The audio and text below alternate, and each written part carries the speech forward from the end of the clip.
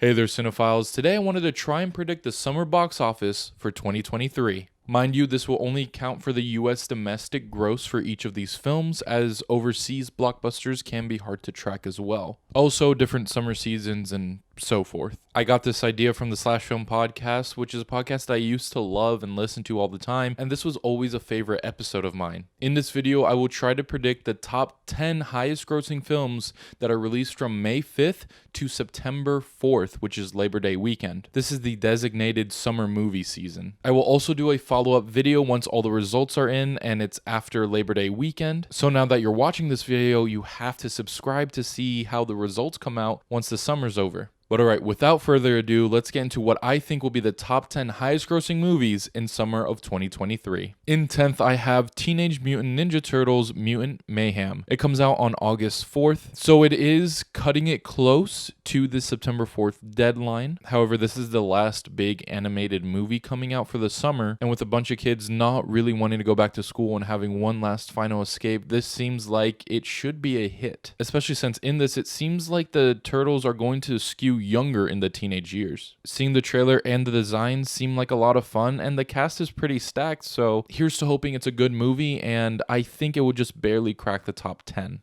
In 9th place, I have Oppenheimer, which releases on Barbie Day, July 21st. Look, I was really close to putting Barbie in this spot. However, I think it will subvert expectations and therefore have a bad cinema score and not quite bring the same amount of drove of people that we and film Twitter are thinking. And I understand that this is a rated R movie, but this is something that seems like you know what you're going to get. Therefore, more people are willing to go out and see it. As for a Barbie, for example, as much as I think it's going to subvert expectations and be this meta commentary that's going to be great, I think a lot of people are going to try and go into that movie with different expectations that's going to unfortunately tank this movie just a bit and making it miss outside of the top 10. And the one that seems like it will benefit most from Barbie's potentially financial failure is Oppenheimer. Plus, I don't think a lot of people are actually going to do the double feature thing of seeing both movies in the same weekend. And if they had to choose one, there just seems to be more non-film Twitter people that are excited for Oppenheimer as opposed to Barbie. Look, I hope I'm wrong, but I'm just going off what I'm feeling.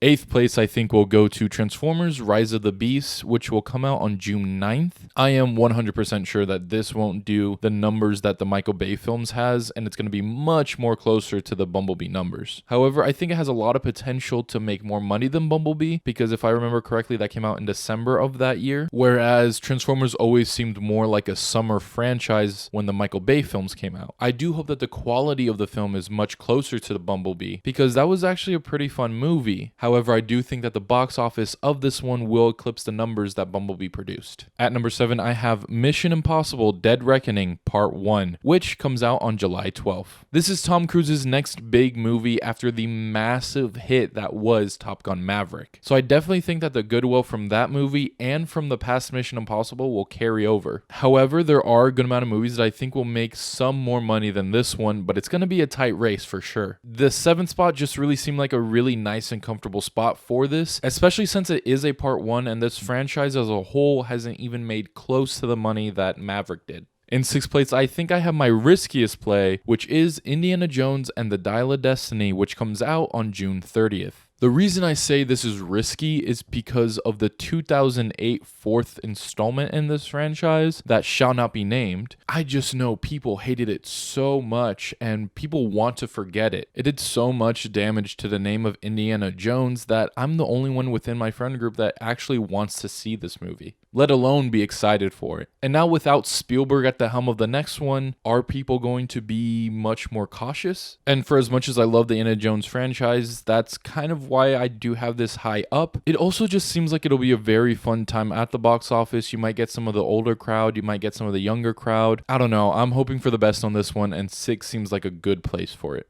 Number 5, Spider-Man Across the Spider-Verse, which comes out on June 2nd. And this release day will live in infamy for good or for bad. The absolute hype around this movie is next level. I was heartbroken when this movie got pushed from last year, but I am so excited to see it. I actually watched the first one in theaters either 3 or 4 times. It was just so great and impactful to me.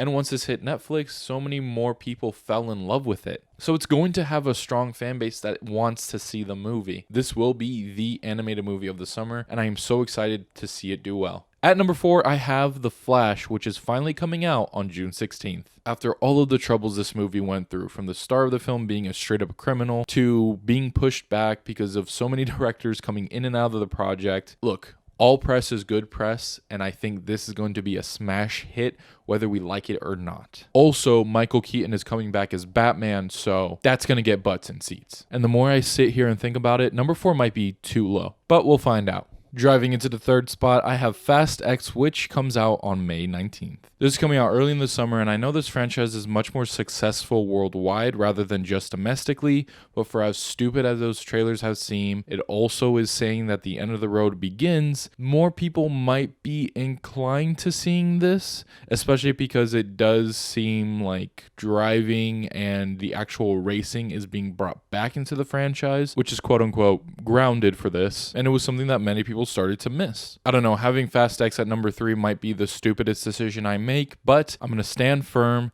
and I'm going to will it to number 3. Not that it deserves it or anything, but I think it will be number 3. At number 2, I got the live-action Little Mermaid, which comes out on May 26th. These mediocre live-action Disney remakes make a crap ton of money. That's my reasoning. Yeah, I mean, it could easily be number 1 if I'm being honest, but I'm having it at number 2, and well, I'm excited to see it make $1 billion worldwide. And by that, I mean not excited at all. In the top spot, I am predicting the highest grossing summer movie of 2023 to be Guardians of the Galaxy Volume 3. It's the end of the most beloved trilogy in the MCU at this moment. It's the ending of James Gunn with Marvel. There's so much going for this. The trailers have been great. Critics have already seen it and are saying mostly positive things. I don't know, this whole one last time thing, I think it's gonna do very well for this movie. It's also the first movie in the summer season. So if it is good and people keep coming back the whole summer, it's just gonna keep getting more and more money. I don't know, it just has a lot of time. It just seems like it's gonna be a genuinely good movie from Marvel in a little bit, and well, there's just so much going for this movie that I don't really see anything in its way from being at least top 2 for the summer. But alright, those are the movies that I'm predicting to be the top 10 highest grossing films of summer